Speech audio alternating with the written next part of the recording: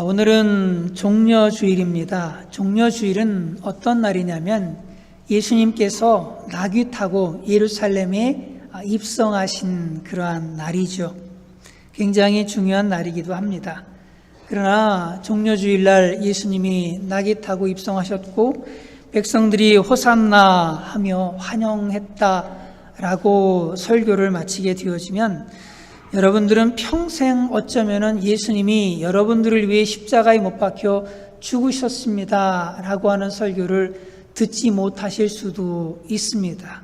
왜냐하면 금요일이라고 해서 한국에서는 특별히 보내지는 않습니다만 이 나라에서는 지금은 코로나 중이라 특별한 예배는 없지만 연합으로 해서 함께 예배드리고 그때 예수님의 십자가의 이야기를 듣게 되어집니다. 그런데 그때도 참석하지 못하시는 분들이 계신다면 아마도 예수님의 십자가는 사라져버리고 다음 주인 부활주일만 맞이하게 되어지는 겁니다. 그래서 다른 무엇보다 중요한 예수 그리스도의 십자가의 이야기를 여러분들과 함께 나누기를 원합니다.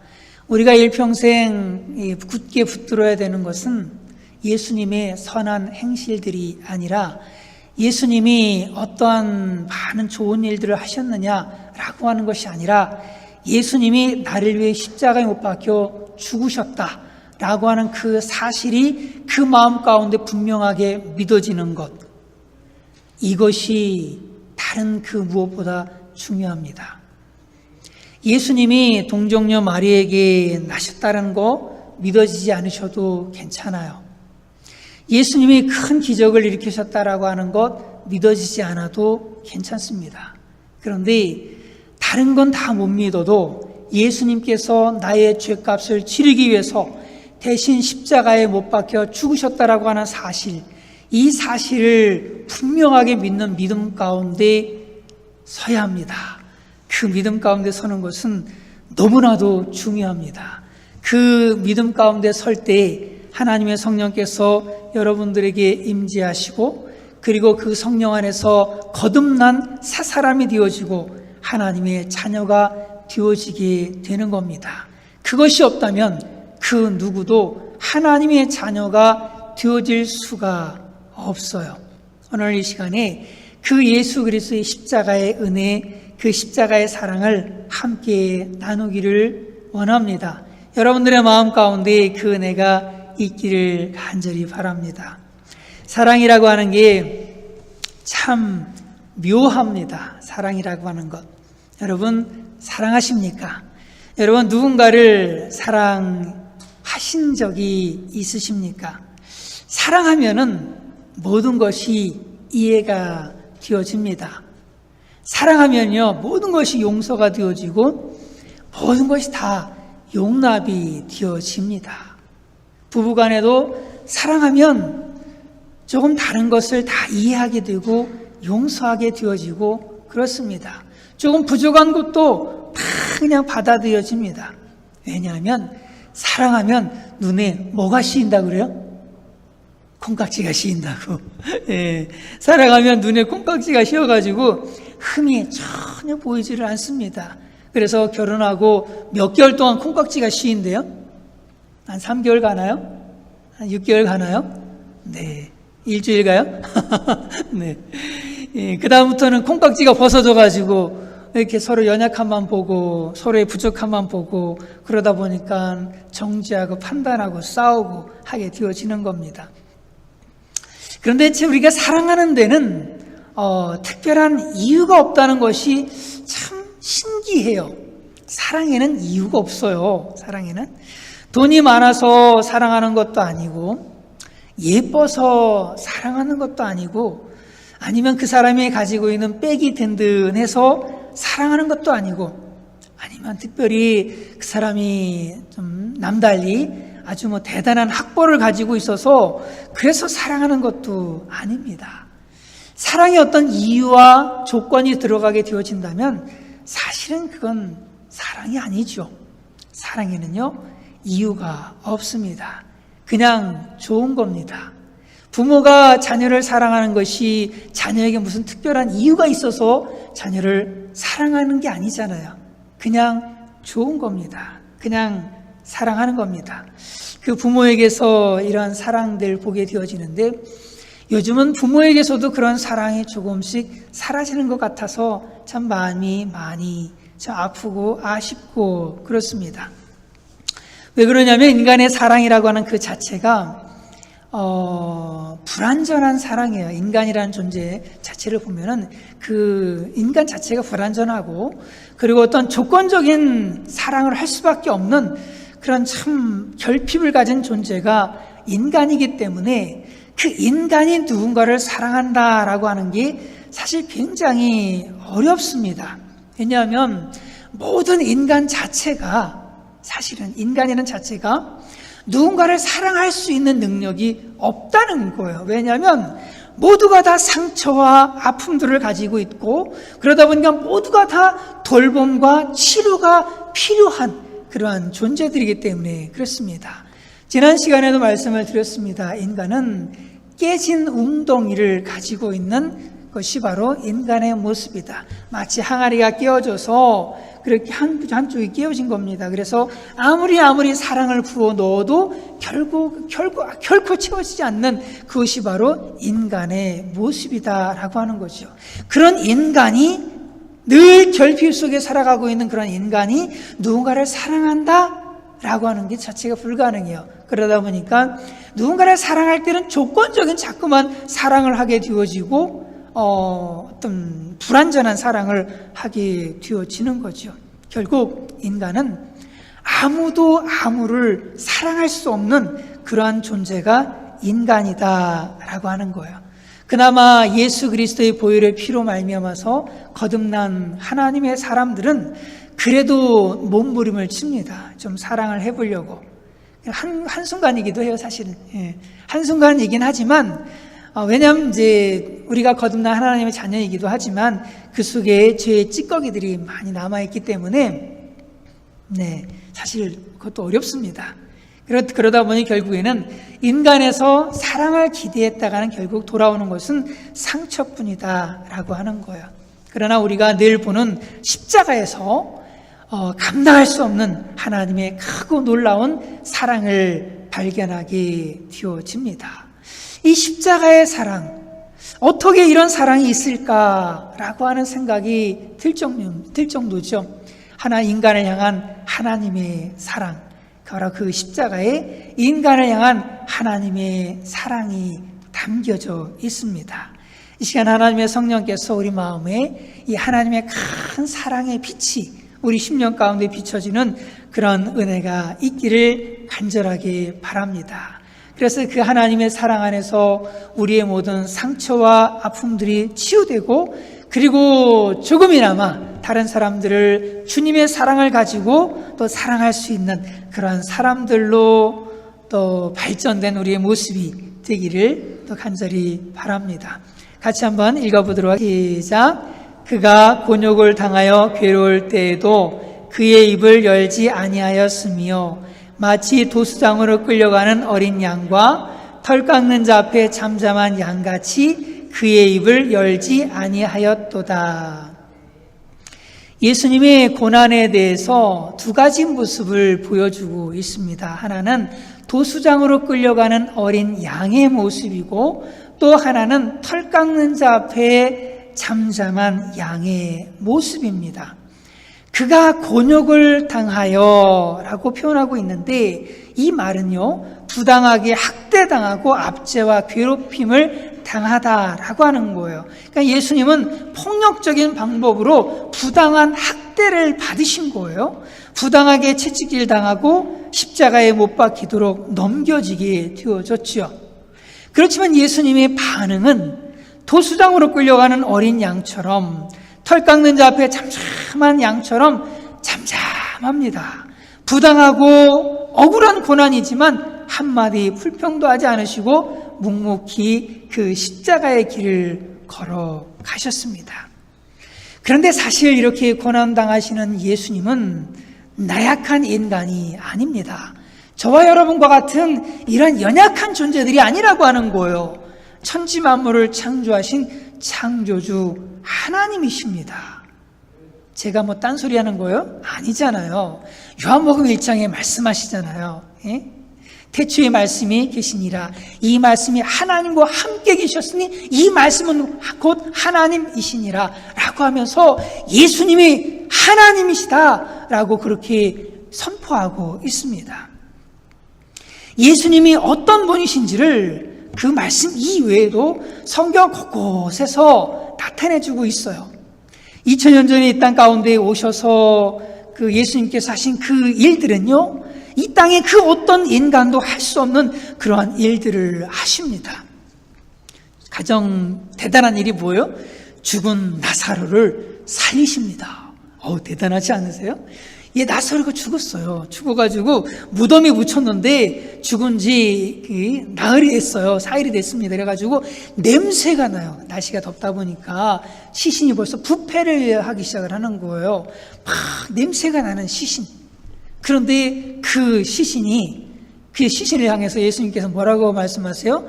나사로야 나와라. 그러니까 붕대를 감고 나오는 거예요. 쩔뚱 아마 콩콩콩 뛰어서 나오는지 어떻게 나오는지 몰라도 어쨌거나 나와요. 이야, 참 대단하죠.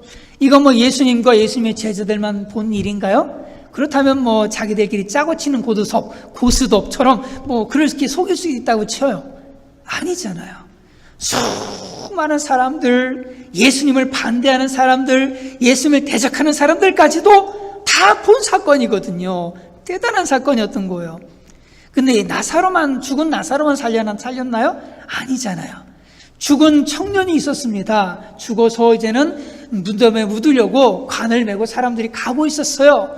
그런데 예수님께서 멈추게 하더니만 청년아 내가 내게 말하노니 일어나라 라고 하니까 관 속에 누워있던 청년이 일어나는 거예요.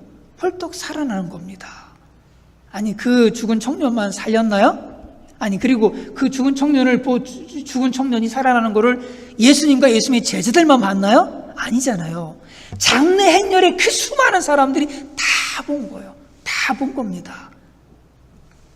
어떻게 이 세상에 아무리 능력이 많고 그런 대단한 사람이라고 해도 죽은 자를 살리는 이런 일들을 누가 해요? 아무도 한 사람이 없습니다. 아무도 죽은 자를 살려는 일이 없어요. 뭐 그 죽은 청년만 그렇게 살려놨나요? 회당장 야이로의 딸입니다. 죽어가지고 막 이제 사람들이 고걸하는 거예요. 뭐 아이고 난리 났어요. 아이고. 그런데 예수님께서 그 딸에게 달리다금 하시잖아요. 소녀야, 내가 내게 말하노니 일어나라. 그러니까 죽은 아이가 눈을 번쩍 뜨고 일어나는 겁니다. 도대체 예수님이 누구시길래 죽은 자를 살립니까? 예수님이 누구시길래 죽은 자를 살리냐고요? 예수님은 창조주 하나님이세요. 한 번은 예수님께서 제자들을 먼저 갈릴리 바다로 가게 하시고 예수님은 이제 기도하시러 산에 올라가셨다가 조금 늦게, 밤늦게 그리고 제자들이 있는 곳으로 가십니다. 그때 예수님은 어떻게 그 제자들이 있는 곳을 가시냐면 제자들은 갈릴리 바다를 배를 저어서 지금 항해하고 있는 그런 상황이거든요. 걸어가고 있는 상황이에요. 그런데 이제 바람이 막 심하게 부니까 이제 굉장히 어렵게 노를 젓고 있는 그런 상황이었거든요.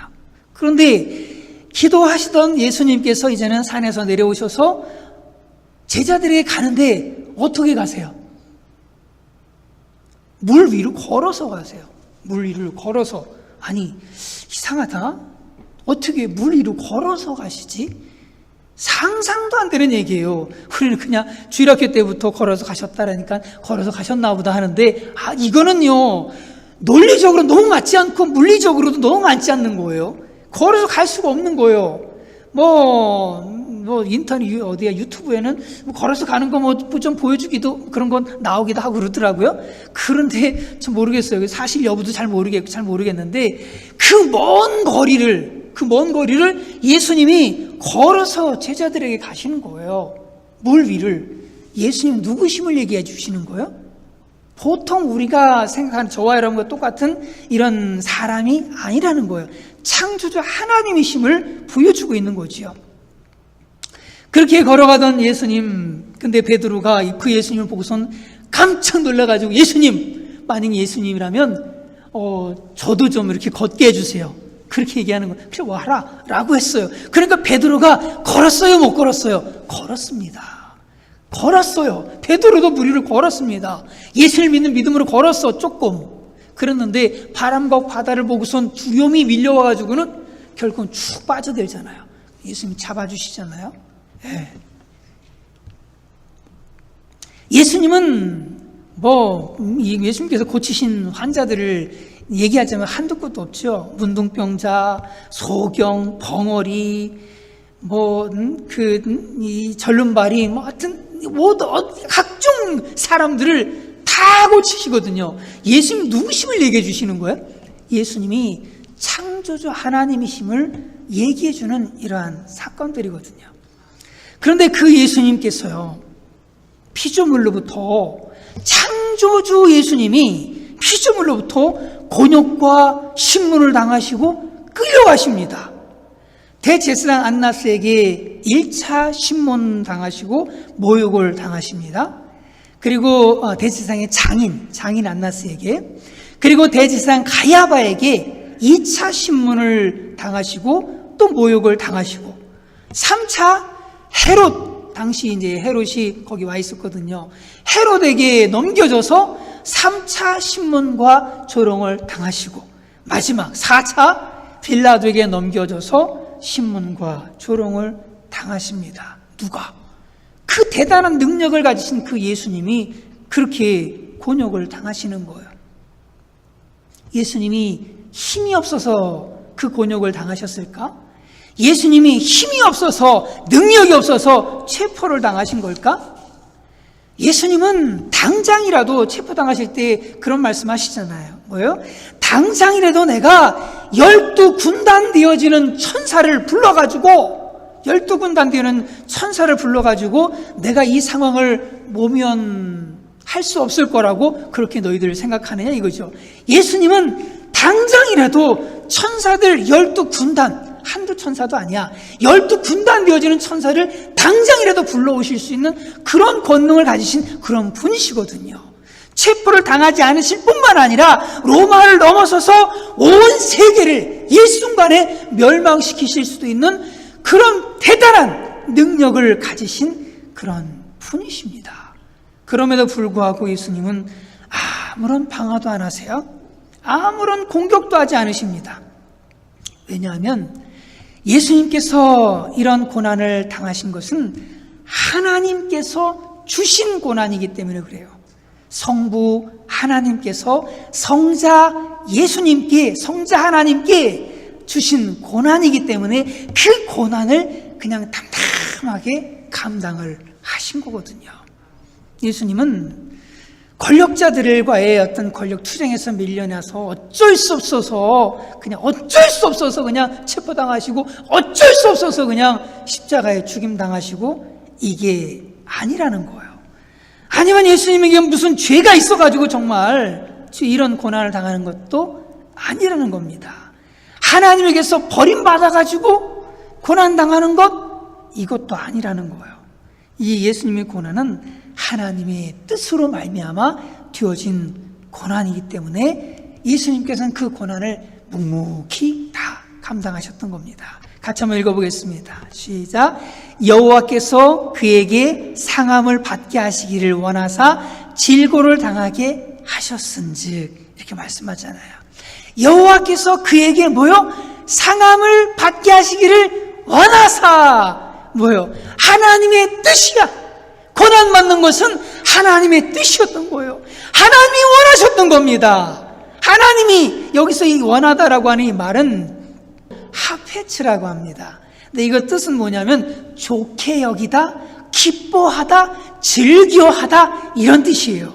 결국 이 말씀 무슨 얘기냐면, 하나님은 예수님께서 고난당하시고 죽임당하시는 것을 원하실 뿐만 아니라 그걸 좋게 여기고 그걸 기뻐하고 그걸 즐거워하셨다, 이렇게 말씀하시는 거예요.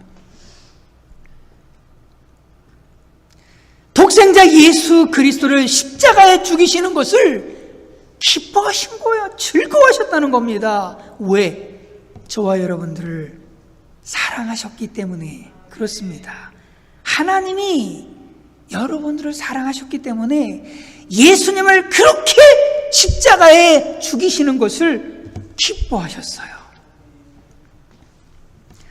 사랑하는 여러분, 노래도 있잖아요. 당신은 사랑받기 위해 태어난 사람 하면서, 사람들의 사랑이 아니라 하나님의 사랑을 받기 위해 태어난 분들이에요. 믿으십니까? 예? 하나님의 사랑을 받기 위해 태어난 사람들, 하나님의 사랑을 받아야만 하는 사람들, 하나님의 사랑이 여러분에게 머물겠다라고 하는 사실을 분명하게 믿으시기를 간절히 바랍니다. 이 세상에 아무도 나를 사랑하지 않는다고 생각하지 마세요. 아무도 나에게 관심이 없다고 그렇게 여기지 마십시오. 하나님은 여러분을 사랑하시되 정말로 진하게, 아주 진하게 사랑하신 분이십니다. 얼마나 여러분을 사랑하셨는지, 여러분을 구원하시기 위해서 여러분이 죽어야 될 그 자리, 그 고난의 자리에 성부 하나님께서 가장 사랑하시는 성자 예수님을 대신 놓으시고 고난과 죽임을 다 당하게 하셨습니다. 여러분이 잘 알고 있는 말씀을 같이 읽어보겠습니다. 시작. 하나님이 세상을 이처럼 사랑하사 독생자를 주셨으니 이는 그를 믿는 자마다 멸망하지 않고 영생을 얻게 하려 하심이라. 아멘. 하나님이 세상을 어떻게 사랑했다고요? 이처럼 사랑하셨어요. 이처럼 대단하게 사랑하셨고, 이처럼 놀랍게 사랑하셨고, 이처럼 상상할 수 없는 사랑으로 사랑하셨다라고 하는 겁니다.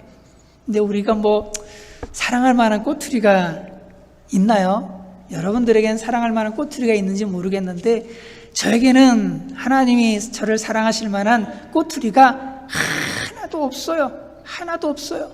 하나도 없습니다. 정말 우리 하나님 앞에 너무나도 참 부끄러운 모습만 가지고 있는 것이 참 그런 모습이에요.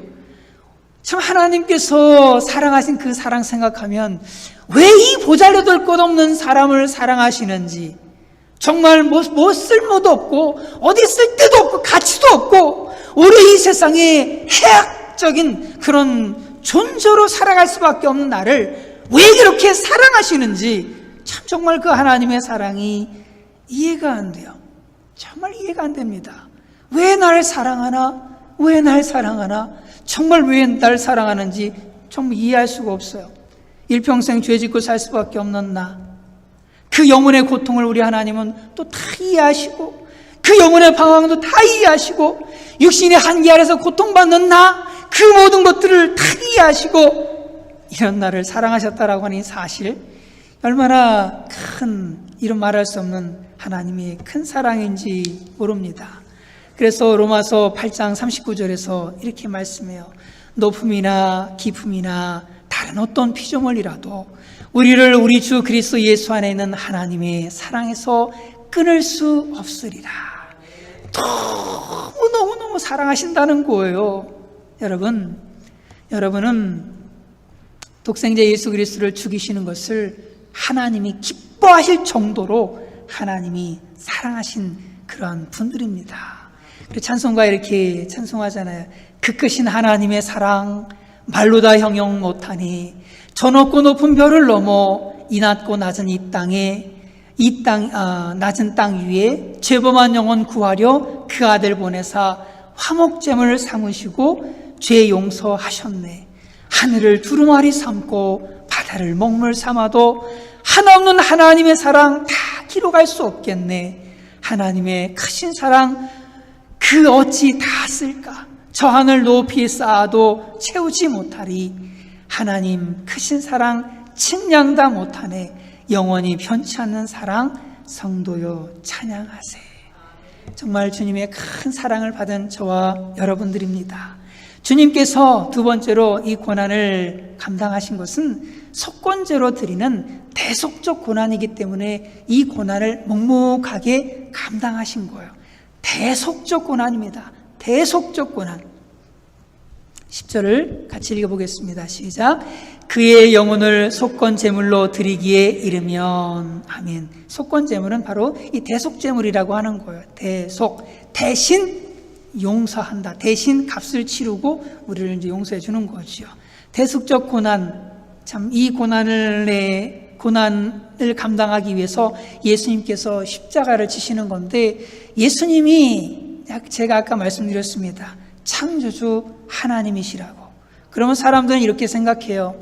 그러면은 예수님이 채찍 맞아도 하나도 안 아프겠다.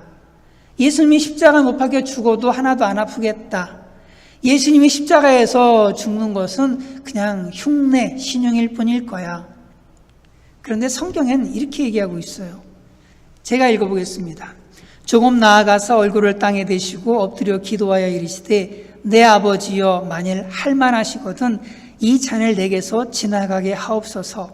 그러나 나의 원대로 마시옵고 아버지의 원대로 하옵소서 하시고. 예수님이 십자가 고난을 감당하시는 것이 쉬웠다는 얘기예요? 어려웠다는 얘기예요? 어려웠다는 얘기입니다. 다른 복음서에서는요, 심히 고민하여 죽게 되었으니 라고 표현하고 있어요. 그리고 땀방울이 핏방울이 되도록 기도의 싸움을 싸우세요. 왜 싸우시는 거예요? 십자가를 지기 위해서 그 싸움을 싸우시는 거거든요. 창조주 하나님이시라면은, 그렇다면 이 아무런 고난, 이거 고난 느껴지는 것도 아니고 이렇다면은 이렇게 할 필요도 없어요. 그러나 예수님의 이 고난은 완전히 인간으로, 죄 없는 인간으로서 당하는 그 고난임을 얘기해주고 있는 거예요.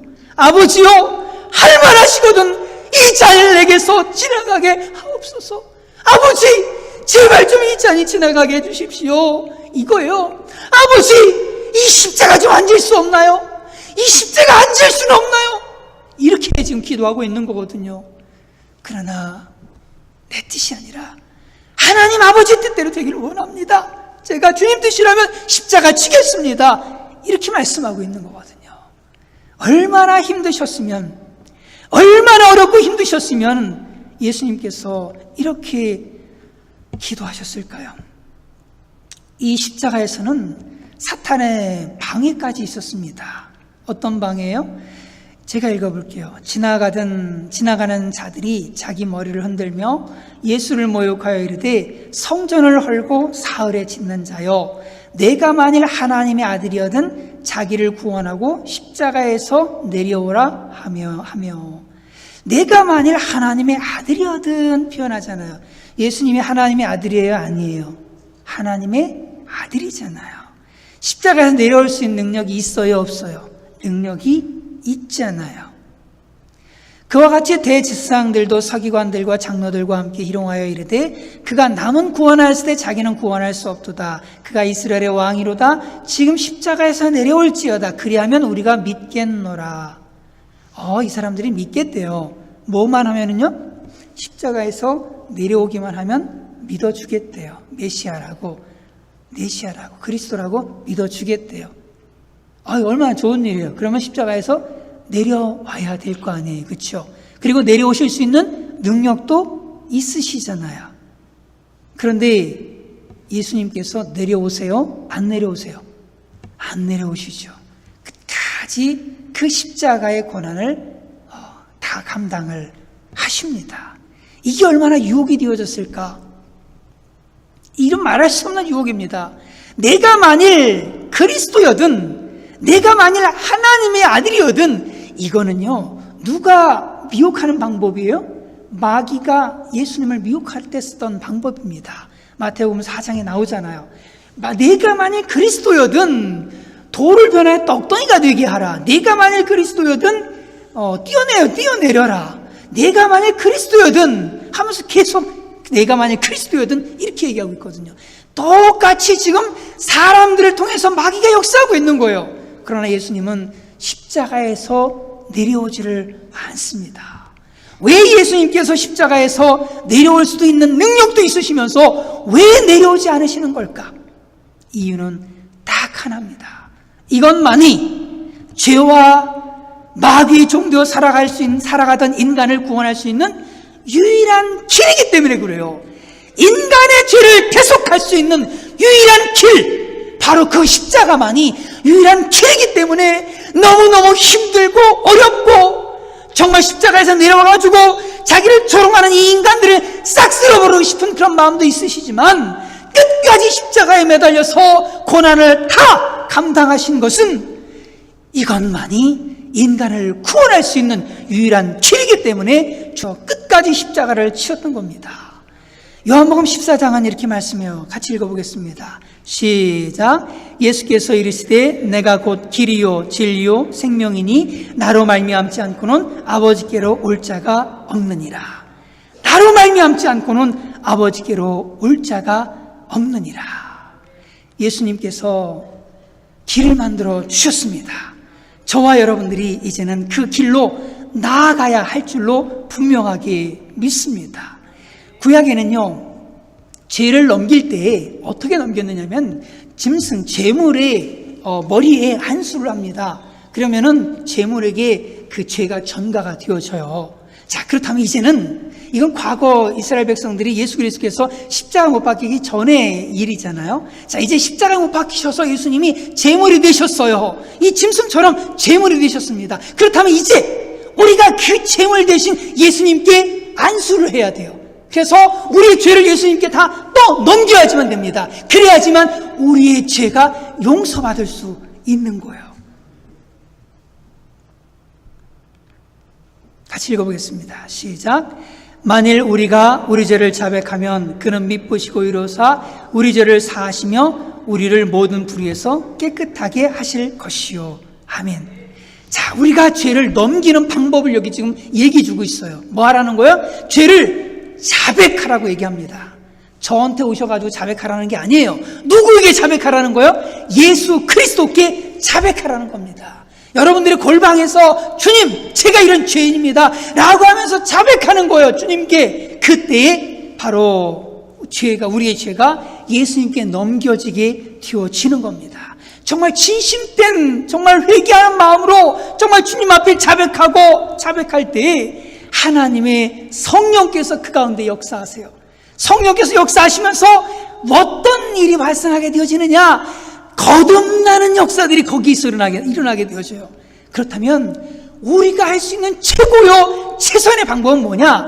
예수님께서 나를 위해 십자가에 못 박혀 죽으셨다라고 하는 사실을 믿고 그 믿음 가지고 주님 앞에 나의 모든 죄를 토설하는 거야.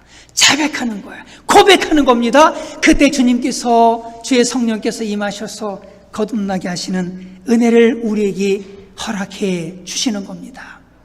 저와 여러분들이 이제는 고난주간을 지내게 되어집니다. 고난주간은 우리도 예수님처럼 그렇게 고난을 잘 감당해 나가자라고 하는 의미로다가 그 고난주간을 보내셔도 뭐 나쁘진 않습니다만, 더더욱 하나님께서 바라시는 것은 예수님께서 왜 고난을 당하셨느냐라고 하는 것을 묵상하시면서 우리 속에 새롭게 나를 위해 고난을 당하신 그 예수 그리스도, 나를 위해 대속의 죽음을 당하신 그 예수 그리스도를 심령 가운데 새롭게 영접하는 그런 은혜의 때가 되기를 간절히 바랍니다.